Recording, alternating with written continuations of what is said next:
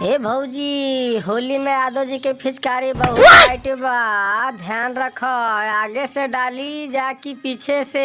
यादव जी आगे से डाली है भौजी, बच के रही हो भौजी। ए देवरू यादव जी, होली में एक भाव लागल बा, ऐसे चोली ना रंगाई।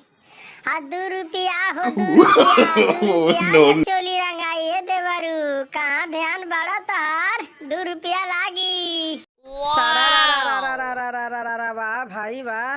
होली में भौजी आइल बड़ा ज्यादा टोली बोला हाय रे हाय रे हाय।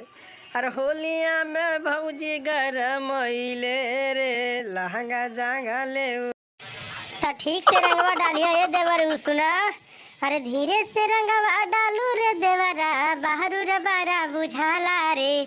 धीरे से रंगवा डालू रे देवरा, बाहरू रे बारा बुझाला